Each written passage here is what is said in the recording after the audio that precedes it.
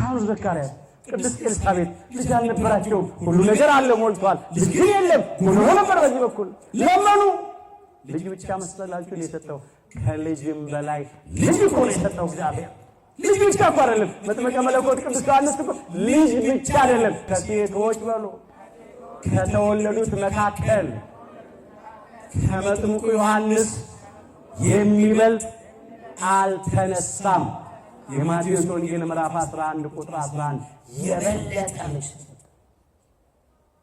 ነብይ ነው። ክብሩ ከነቢያት ይበልጣል። ነቢያት ስለ ክርስቶስ ትንቢት ተናገሩ፣ እሱም ተናግሯል። ሐዋርያ ነው፣ ከሐዋርያት ይበልጣል። ሐዋርያት ስለ ክርስቶስ ወንጌል ሰበኩ።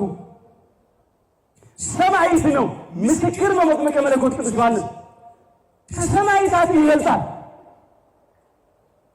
ከሊቃውንትም ይበልጣል። ለምን?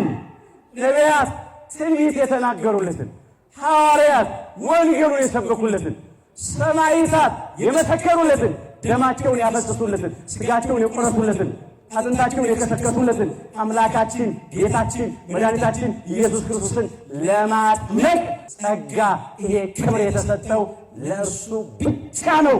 ለዚህ ነው ከሴቶች ከተወለዱት መካከል ከሱ የሚበልጥ አልተነሳም የተባለለት። ክብረ ምስጋና ይግባው መጥምቀ መለኮት ቅዱስ ዮሐንስ።